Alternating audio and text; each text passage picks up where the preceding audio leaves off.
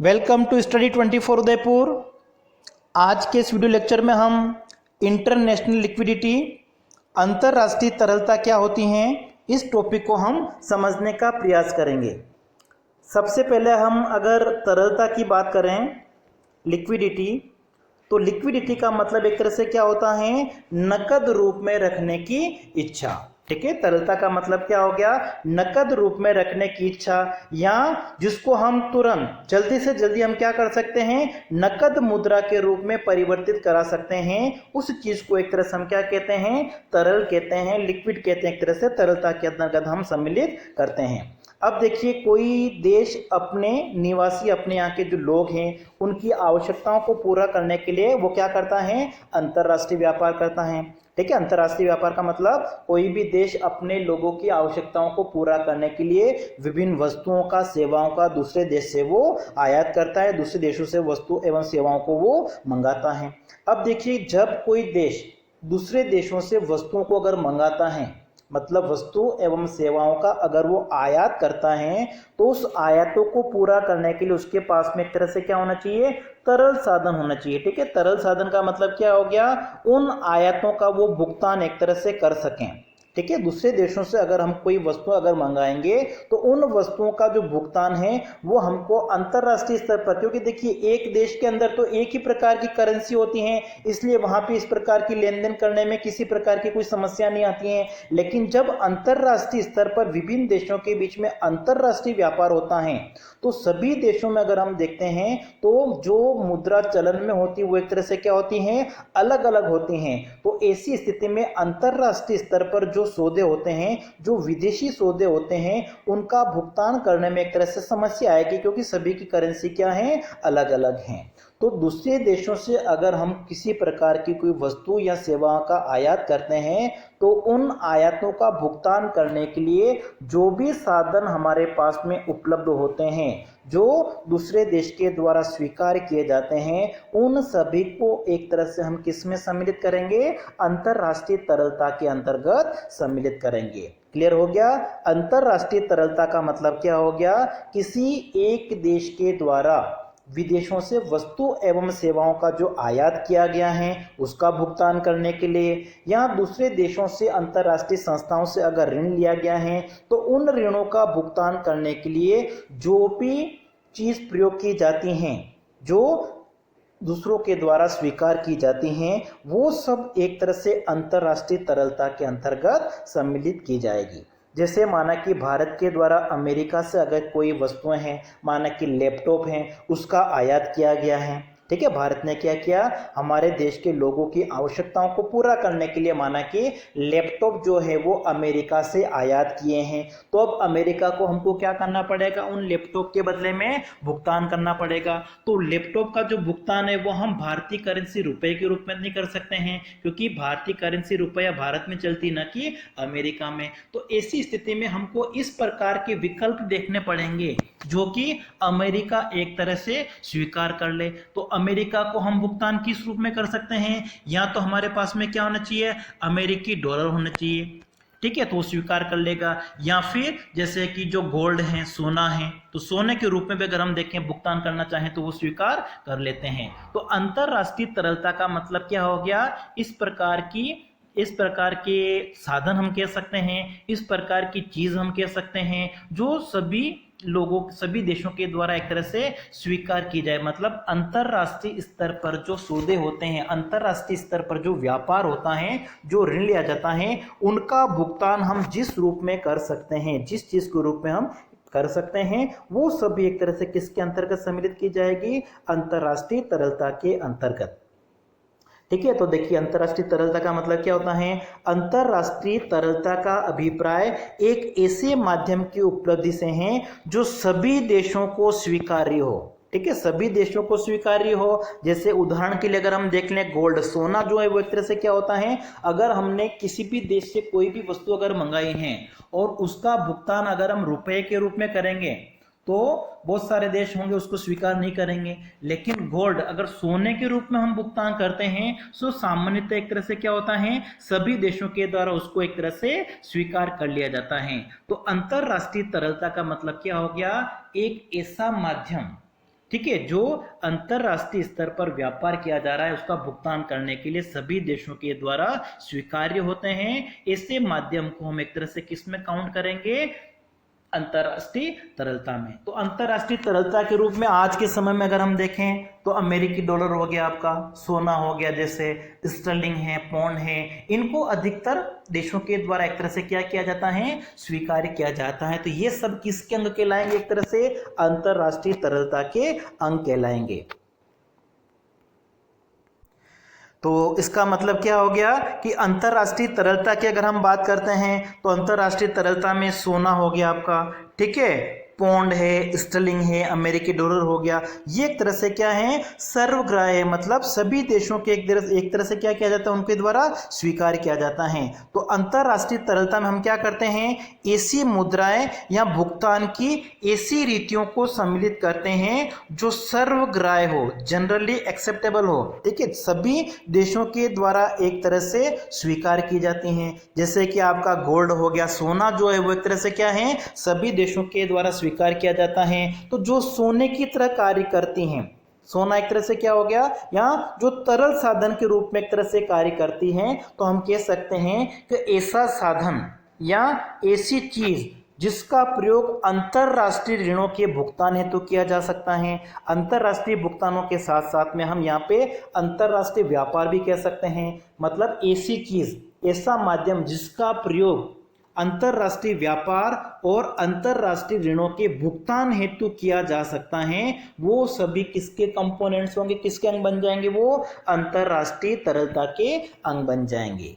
तो देखिए, अंतरराष्ट्रीय तरलता के अंगों की अगर हम बात करें तो अंतरराष्ट्रीय तरलता के अंग में सबसे पहले आपका क्या हो जाएगा, विभिन्न देशों के पास में जो सोने के भंडार होते हैं, ठीक है, कौन रखता है सोने के भंडार, हर एक देश में केंद्रीय बैंक होता है। तो प्रत्येक देश के केंद्रीय बैंकों के पास में जो भी सोने के कोष होते हैं, भंडार होते हैं, और अंतरराष्ट्रीय मुद्रा कोष IMF, ठीक है, इनके पास में जो सोने के भंडार होते हैं वो अंतरराष्ट्रीय तरलता का अंग माना जाएगा।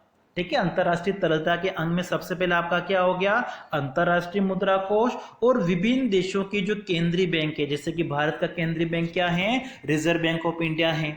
अमेरिका का जो रिजर्व बैंक है उसका नाम, अमेरिका का जो केंद्रीय बैंक है उसका क्या नाम है, फेडरल रिजर्व।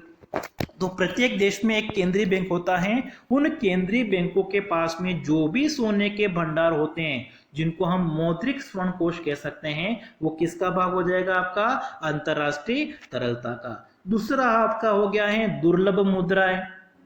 ठीक है, दुर्लभ मुद्राओं का मतलब क्या हो गया, इस प्रकार की मुद्राएं जो अधिकांश देशों के द्वारा एक तरह से स्वीकार की जाती हैं, जैसे कि आपका डॉलर हो गया, स्टर्लिंग हो गया, ठीक है, इनको हम इसमें सम्मिलित कर सकते हैं। फिर उसके बाद में जो अंतरराष्ट्रीय मुद्रा कोष हैं IMF, इसके जो सदस्य राष्ट्र होते हैं उनका जो कोटा होता है, ठीक है, उसको, और जो इनका निकासी अधिकार होता है, ड्रॉइंग राइट्स होता है, उसको भी हम इसके अंतर्गत सम्मिलित करते हैं अंतरराष्ट्रीय तरलता में।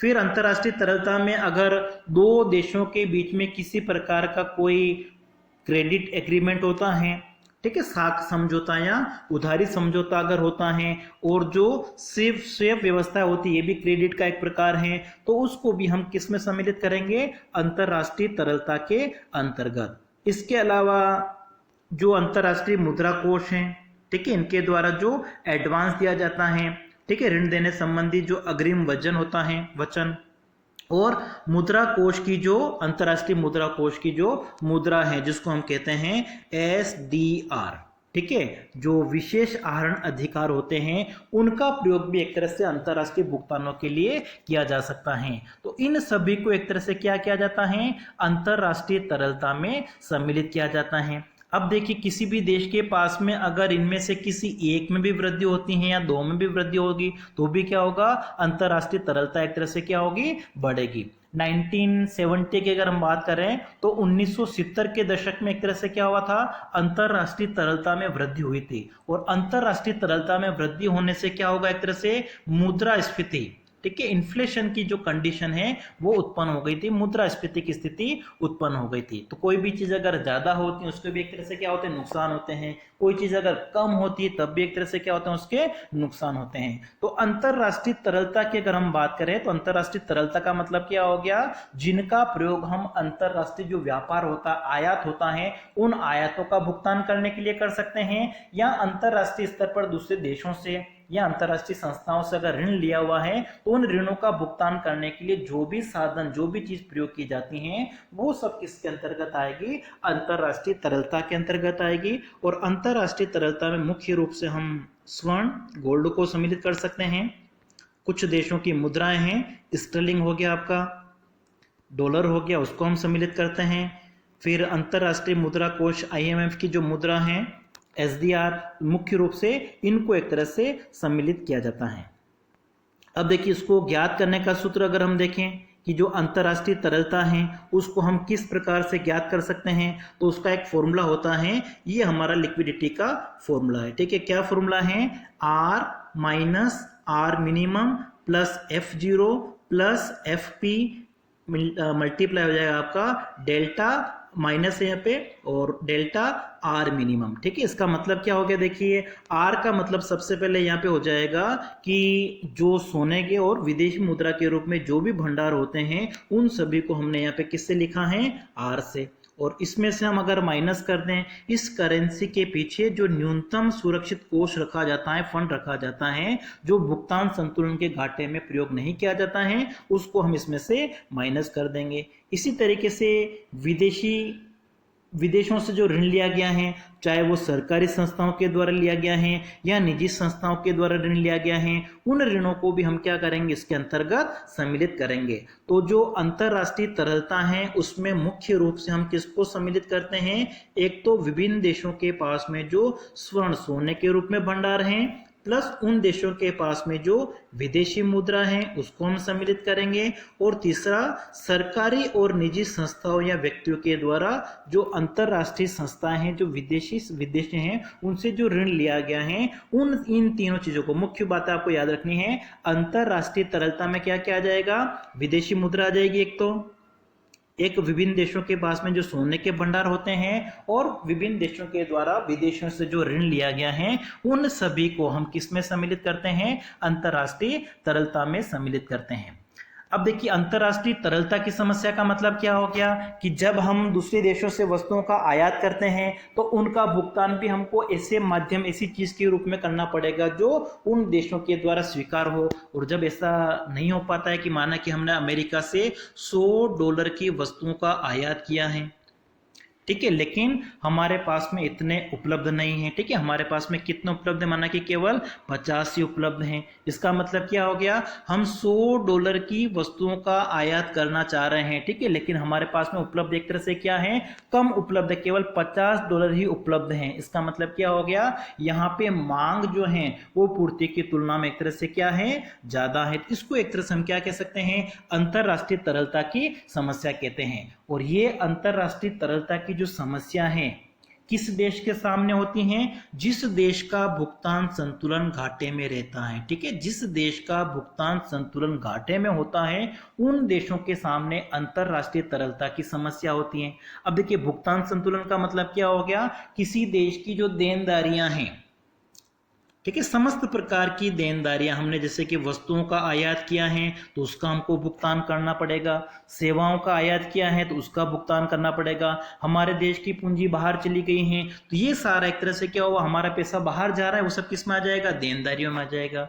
ठीक है, और जब ये देनदारियां प्राप्तियों की तुलना में ज्यादा होती हैं, ठीक है, प्राप्तियों का मतलब कि विदेशों से हमने वस्तुओं का निर्यात किया है, बदले में जो पैसा मिला है, सेवाओं के निर्यात से जो पैसा मिला है, विदेशों से हमारे देश में जो पूंजी आई, ये सभी एक तरह से क्या है, प्राप्तियां हैं। और जब प्राप्तियों की तुलना में समस्त जो देनदारियां हैं अगर वो ज्यादा होती हैं तो भुगतान संतुलन वो क्या होगा, घाटे में होगा। तो जिन देशों का भुगतान संतुलन घाटे में होता है उन देशों के सामने एक तरह से क्या होता है, अंतरराष्ट्रीय तरलता की समस्या होती है, क्योंकि उनकी देनदारी एक तरह से क्या है, ज्यादा है और प्राप्तियां क्या है, कम। तो बाहर से अगर हम वस्तुएं मंगाएंगे, आयात करेंगे, तो आयातों का भुगतान करने के लिए उनके पास में पर्याप्त मात्रा में कोष होना चाहिए, सोने के रूप में, विदेशी मुद्रा के रूप में। लेकिन ऐसा अगर नहीं है तो ये एक तरह से किसको बताता है, अंतरराष्ट्रीय तरलता की समस्या को बताता है। और अंतरराष्ट्रीय तरलता की जो समस्या है वो किसी देश के भुगतान संतुलन में घाटे के साथ में संबंधित होती है।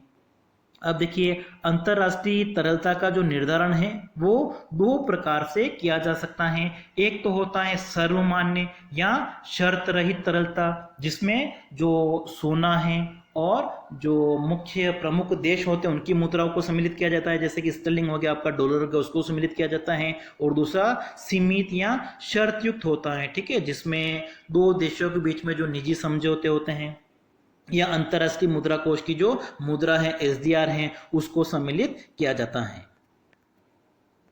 तो देखिए, इस आधार पर अंतरराष्ट्रीय तरलता को अगर हम परिभाषित करना चाहें तो अंतरराष्ट्रीय तरलता की परिभाषा क्या हो जाएगी, अंतरराष्ट्रीय तरलता का आशय सभी देशों की सामर्थ्य के अंदर, ठीक है, मतलब उन देशों में जितनी चुकाने की क्षमता है उसके आधार पर उन संसाधनों के स्टॉक से है जिसका प्रयोग भुगतान संतुलन संबंधी न्यूनताओं या घाटे को पूरा करने हेतु किया जा सकता है। ठीक है, किसी भी देश का जो भुगतान संतुलन का घाटा है उस घाटे को दूर करने के लिए जो भी संसाधन प्रयोग किए जाएंगे उन सभी को एक तरह से हम किस में सम्मिलित करते हैं, अंतरराष्ट्रीय तरलता में। और ये जो घाटा होता है, ठीक है, ये एक तरह से किसके ऊपर निर्भर करेगा कि विभिन्न देशों के बीच में जो व्यापार हो रहा है, व्यापार की मात्रा कितनी, मतलब कोई भी देश कितनी वस्तुओं का वो आयात कर रहा है, उसको कितना भुगतान करना है, उसकी प्राप्तियां कितनी, उसके अंदर पैसा कितना आ रहा है, कितना जा रहा है, ये जो असंतुलन की स्थिति है उसके साथ में इसका संबंधित होता है।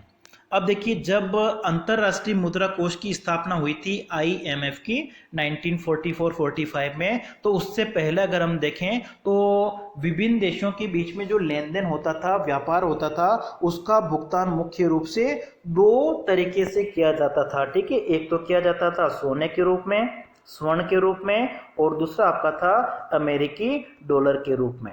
ठीक है, अंतरराष्ट्रीय मुद्रा कोष की स्थापना से पहले जो लेन देन होता था अंतरराष्ट्रीय स्तर पर वो मुख्य रूप से इन दो तरीकों से होता था, या तो सोने के रूप में हम भुगतान करते थे या फिर अमेरिकी डॉलर जिसको सर्वमान्य मुद्रा कहा जाता था उस समय, उसके रूप में किया जाता था। लेकिन वर्तमान समय में अगर हम देखें, ठीक है, तो इसके जो भुगतान के साधन है वो एक तरह से क्या हो गए हैं, बढ़ गए हैं। ठीक है, जैसे कि आपका विभिन्न देशों के पास में, विभिन्न देशों के जो केंद्रीय बैंक है उन केंद्रीय बैंक के पास में जो सोने के भंडार हैं, अंतरराष्ट्रीय मुद्रा कोष के पास जो सोने के भंडार हैं उसको तो सम्मिलित किया जाता है। साथ ही साथ देखिए और किसको सम्मिलित किया जाता है, जो यूएसए है, अमेरिका, उसके पास, उसके अलावा दूसरे देशों के पास में जो भी डॉलर उनके पास में पड़े हुए कोष के रूप में, फंड के रूप में, उसको भी हम एक तरह से किस में सम्मिलित करते हैं, अंतरराष्ट्रीय भुगतान के लिए प्रयोग किया जा सकता है। ब्रिटेन को छोड़कर अन्य देशों के पास में जो पौंड रखे हुए फंड में उनको हम सम्मिलित करते हैं। अंतरराष्ट्रीय मुद्रा कोष का जो विदेशी विनिमय कोष होता है, ठीक है, जिसके अंतर्गत प्रमुख देशों की मुद्राओं को सम्मिलित किया जाता है, जैसे कि डॉलर हो गया, आपका पौंड हो गया, इसके अलावा वर्तमान समय में जैसे मार्क हैं, फ्रैंक हैं, इनको भी एक तरह से सम्मिलित किया जाता है। तो इनके भंडार जो आईएमएफ के पास होते हैं वो भी एक तरह से अंतरराष्ट्रीय भुगतान के लिए प्रयोग किए जाते हैं। इसके अलावा जैसे अंतरराष्ट्रीय मुद्रा कोष की विदेशी विनिमय संबंधी जो साख और ऋण की सुविधाएं हैं आईएमएफ की, उसको भी हम सम्मिलित करते हैं। अंतरराष्ट्रीय मुद्रा कोष की जो मुद्रा है वो कौन सी हैं, एसडीआर, जिसको कागजी सोना भी कहा जाता है। तो एसडीआर को भी एक तरह से अंतरराष्ट्रीय भुगतान के लिए प्रयोग किया जाने लगा है। तो इन सभी को एक तरह से आज के टाइम में अंतरराष्ट्रीय तरलता के रूप में प्रयोग किया जाता है। अब देखिए, इसमें एक टॉपिक आता है अंतरराष्ट्रीय तरलता की पर्याप्तता। ठीक है, पर्याप्तता और अंतरराष्ट्रीय तरलता में वृद्धि होना, ये दोनों एक तरह से क्या होती हैं, अलग अलग चीजें हैं। ठीक है, अंतरराष्ट्रीय तरलता की पर्याप्तता का मतलब यहाँ पे क्या हो गया, पर्याप्तता कि विभिन्न देशों के बीच में अगर व्यापार होता है, ठीक है। तो देखिए अब ये जो अंतर्राष्ट्रीय तरलता की पर्याप्तता है उसमें भी जो अलग अलग अर्थशास्त्री हैं उनमें भी एक तरह से मतभेद हैं। ठीक है। अब देखिए जो पर्याप्तता शब्द की अगर हम बात करें तो इसका अर्थ एक तरह से क्या होता है कि अगर हमने विदेशों से कोई वस्तुएं आयात की हैं, ठीक है, तो उसका जो भुगतान है, माना कि 100 रुपए की वस्तुओं का आयात किया है या $100 की वस्तुओं का आयात किया है, ठीक है, तो हमें विदेशी मुद्रा की कितनी आवश्यकता होगी? $100 की। लेकिन उपलब्ध कितनी है? माना कि 150 अगर उपलब्ध है, ठीक है, मतलब मांग से पूर्ति एक तरह से क्या है? ज्यादा। तो जब पूर्ति ज्यादा होगी, ठीक है, कुल पूर्ति अगर कुल मांग से ज्यादा होती है तो क्या कहा जाएगा? जो विदेशी मुद्रा है वो एक तरह से क्या है? पर्याप्त मात्रा, मतलब अंतरराष्ट्रीय जो तरलता है वो पर्याप्त मानी जाएगी। ठीक है। पर्याप्त कब मानी जाती है? जब अंतरराष्ट्रीय स्तर पर भुगतान करने के लिए जो मुद्रा प्रयोग में की जाएगी उसकी सप्लाई, उसकी कुल पूर्ति अगर उसकी डिमांड से ज्यादा है। ठीक है। लेकिन वर्तमान समय में अगर हम देखें तो ऐसी स्थिति नहीं है। ठीक है। क्या स्थिति है कि डिमांड तो उसकी क्या है? ज्यादा, ठीक है, लेकिन उसकी सप्लाई उतनी नहीं है। तो वर्तमान समय में अगर हम देखें तो अंतरराष्ट्रीय तरलता की जो मात्रा है वो पूरे विश्व में अगर हम देखें तो वो पर्याप्त नहीं है। अब देखिए अंतरराष्ट्रीय तरलता की जो मांग है वो किन के ऊपर निर्भर करती हैं? मतलब विदेशी मुद्रा की हमको आवश्यकता होती है, हम आयात अगर करते हैं तो सबसे पहले क्या हो गया? व्यापारिक आवश्यकताएं। अगर हम दूसरे देशों से कोई वस्तु सेवाओं का आयात करते हैं तो उन आयातों का भुगतान करने के लिए हमको किसकी आवश्यकता होगी? अंतरराष्ट्रीय तरलता की आवश्यकता होगी, विदेशी मुद्रा या स्वर्ण की आवश्यकता होगी। आयातों की तुलना में कोषों के अनुपात, ठीक है, जिन वस्तुओं का हम आयात कर रहे हैं तो आयात अगर हम ज्यादा कर रहे हैं और हमारे पास में जो कोष हैं, फंड है, वो अगर कम है तो इस स्थिति में भी क्या होगा? अंतरराष्ट्रीय तरलता की आवश्यकता होगी। इसके अलावा अलग अलग देशों की जो मौद्रिक और राजकोषीय नीतियां होती हैं और उनके पास में जो विदेशी विनिमय की स्थिति होती है, विदेश मुद्रा के जो भंडार होते हैं वो अगर कम है तो भी एक तरह से क्या होगा? उनको भी अंतरराष्ट्रीय तरलता की मांग एक तरह से की जाएगी। और अंतरराष्ट्रीय तरलता की पूर्ति कहाँ से होगी? तो अभी हमने ऊपर जो टॉपिक देखे थे, ठीक है, वो सारे एक तरह से क्या करते हैं? यहाँ पे अंतरराष्ट्रीय तरलता में वृद्धि करेंगे। तो पूर्ति कहाँ से होगी? ये सारे जो पॉइंट हमने पढ़े थे अभी, ये सब किसको दर्शाते हैं? अंतरराष्ट्रीय तरलता की पूर्ति को दर्शाते हैं। ठीक है। तो देखिए अंतरराष्ट्रीय तरलता की जो पूर्ति है वो कहाँ से होगी? ठीक है, केंद्रीय बैंकों के पास में जो सोने का स्टॉक है, IMF के पास में जो सोने का स्टॉक है उसको हम शामिल करेंगे। संयुक्त राज्य अमेरिका को छोड़कर दूसरे देशों के पास में जो भी डॉलर के भंडार हैं, ब्रिटेन को छोड़कर दूसरे देशों के पास में जो स्टर्लिंग के भंडार हैं, अंतर्राष्ट्रीय मुद्रा कोष के जो सदस्य देश हैं उनके पास में जो SDR हैं, एक तरह से इन सभी को एक तरह से हम इसमें सम्मिलित करेंगे। अब देखिए जो अंतर्राष्ट्रीय तरलता की पूर्ति है उसमें इन चीजों को सम्मिलित नहीं किया जाएगा। ठीक है। निजी व्यक्तियों के पास में अगर विदेशी मुद्राओं का स्टॉक है तो उसको हम सम्मिलित नहीं करेंगे। अंतरराष्ट्रीय व्यापारिक सौदों का वित्त पोषण करने हेतु बैंकों से अगर साख लिया गया है, ऋण लिया गया है तो उसको हम सम्मिलित नहीं करेंगे। विश्व बैंक हो गया, अंतरराष्ट्रीय विकास संघ हो गया, अंतरराष्ट्रीय वित्त निगम हो गया, इन संस्थाओं के द्वारा जो दीर्घकालीन ऋण दिया जाता है उसको भी इसके अंतर्गत सम्मिलित नहीं किया जाएगा। अब देखिए नेक्स्ट टॉपिक आ जाएगा आपका कि अंतरराष्ट्रीय तरलता का महत्व क्या होता है। तो अंतरराष्ट्रीय तरलता का महत्व सबसे पहले क्या हो गया आपका? अंतरराष्ट्रीय व्यापार में वृद्धि होना। वर्तमान समय में अगर हम देखें, एक जो वैश्वीकरण के बाद में अगर हम देखें तो विभिन्न देशों की जो अर्थव्यवस्था है वो एक तरह से क्या है? एक दूसरे के ऊपर निर्भर है। तो अंतरराष्ट्रीय व्यापार एक तरह से क्या हो? विभिन्न देशों के बीच में तेजी से बढ़ा है। और अंतरराष्ट्रीय व्यापार अगर तेजी से बढ़ा है तो उन व्यापारों का भुगतान जो है उसको पूरा करने के लिए एक तरह से क्या होना चाहिए? सोने के रूप में और अन्य मुद्राओं के रूप में जो फंड है वो एक तरह से क्या होना चाहिए? बढ़ना चाहिए। तो अंतरराष्ट्रीय व्यापार में वृद्धि होने से जो अंतरराष्ट्रीय तरलता है उसकी आवश्यकता एक तरह से क्या हुई है? ज्यादा महसूस हुई है। फिर व्यापार वृद्धि की तुलना में स्वर्ण का उत्पादन कम हुआ।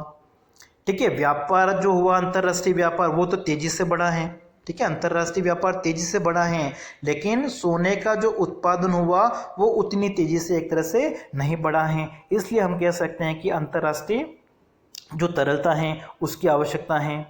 फिर नेक्स्ट आपका है प्रमुख मुद्राओं पर अत्यधिक निर्भर हो जाना। वर्तमान समय में अगर हम देखें तो कुछ मुद्राएं ऐसी हैं जिनका महत्व एक तरह से क्या है, ज़्यादा है। जैसे कि डॉलर हो गया, आपका स्टर्लिंग हो गया, पौंड हो गया, इनका महत्व एक तरह से क्या है, ज़्यादा है। अगर हम दूसरे देशों से हम वस्तुओं का आयात करते हैं, उसका भुगतान अगर हम भारतीय रुपये के रूप में करेंगे तो उसे अधिकांश देशों के द्वारा स्वीकार नहीं किया जाएगा। इसका मतलब क्या हो गया कि जो कुछ मुद्राएं हैं जिसमें कि अमेरिकी डॉलर हो गया, स्टर्लिंग हो गया, पौंड हो गया, इनको सम्मिलित किया जाता है। वर्तमान समय में इन मुद्राओं के ऊपर निर्भरता एक तरह से क्या है, ज़्यादा है। और साथ ही साथ जो अंतर्राष्ट्रीय तरलता कोष हैं वो एक तरह से क्या है, कम है। फिर उसके बाद में है विकास योजनाएं हैं। ठीक है, वर्तमान समय में अगर हम देखें तो सभी देश एक तरह से क्या करते हैं, अपनी अर्थव्यवस्थाओं का तेजी से विकास करने के लिए बहुत सारे जो पूंजीगत उपकरण होते हैं, मशीनें होती हैं, उनको दूसरे देशों से खरीदते हैं, जिनका भुगतान करने के लिए एक तरह से तरलता की आवश्यकता होती है। ठीक है, अंतर्राष्ट्रीय, लेकिन अंतर्राष्ट्रीय तरलता का एक तरह से क्या पाया जाता है, अभाव पाया जाता है। अगला टॉपिक इसमें हम देखते हैं अंतर्राष्ट्रीय तरलता की समस्या। ठीक है, अंतर्राष्ट्रीय तरलता की जो समस्या है वो किसके साथ में संबंधित है, अपर्याप्तता के साथ में। मतलब जो अंतर्राष्ट्रीय तरलता है उसकी डिमांड क्या है, ज़्यादा है, लेकिन सप्लाई क्या है उसकी कम, पूर्ति कम है और मांग एक तरह से क्या है, ज़्यादा है। इसलिए अंतर्राष्ट्रीय तरलता की समस्या उत्पन्न हो गई है। अब अंतर्राष्ट्रीय तरलता की समस्या को समझने के लिए हम कुछ पॉइंट्स ले लेते हैं। सबसे पहले देखिए कि विश्व के कुल तरल कोष, ठीक है, विश्व के कुल तरल कोष जिसमें हम सोना और विदेशी विनिमय कोष को शामिल करते हैं, तो वो आयातों की तुलना में एक तरह से क्या हो रहा है, घट रहे हैं। ठीक है, विभिन्न देशों के पास में सोने के रूप में जो भंडार हैं, विदेशी मुद्रा के रूप में जो भंडार हैं, वो एक तरह से क्या है, कम, जबकि जो आयात हैं, इंपोर्ट है, वो एक तरह से क्या हो रहे हैं, बढ़ते जा रहे हैं। अब देखिए आयात तो तेजी से बढ़ते जा रहे हैं, लेकिन उसको भुगतान करने के लिए उनके पास में जो विदेशी मुद्रा के जो भंडार होने चाहिए, सोने के रूप में जो भंडार होने चाहिए, वो एक तरह से क्या है, कम है। इस तरीके से हम कह सकते हैं कि अंतर्राष्ट्रीय तरलता की जो समस्या है वो उत्पन्न हो गई है। फिर विश्व में अंतर्राष्ट्रीय तरलता का असमान वितरण है। कुछ देश हैं उनके पास में अंतर्राष्ट्रीय तरलता का अधिकांश भाग है। जैसे विदेशी विनिमय कोषों का लगभग 40% जो भाग हैं वो केवल विश्व के 7 देशों के पास ही हैं। ठीक है, और इसी प्रकार विश्व के आधिकारिक जो स्वर्ण कोष हैं उसका 70% भाग जो है वो भी केवल 7 देशों के पास ही है। इसलिए हम कह सकते हैं कि जो अंतर्राष्ट्रीय तरलता है उसका पूरे विश्व में असमान वितरण है। फिर विश्व के देशों में जो कुल स्वर्ण उत्पादन होता है उसका अधिकांश जो भाग होता है वो औद्योगिक उत्पादन क्रियाओं में तथा निजी कोषों में चला जाता है। ठीक है, और निजी फंड के रूप में अगर रख लिया जाता है तो वो किसी काम का नहीं होता है। और एक समस्या है कि जो सोना है उसकी जो आधिकारिक कीमत है वो अलग हैं और बाजार में उसकी जो कीमत है, इन दोनों में एक तरह समानता नहीं, दोनों में क्या पाया जाता है, अंतर पाया जाता है। और ये सारी एक तरह से क्या हमारी अंतर्राष्ट्रीय तरलता की समस्या है। तो आज की क्लास में इतना ही, धन्यवाद।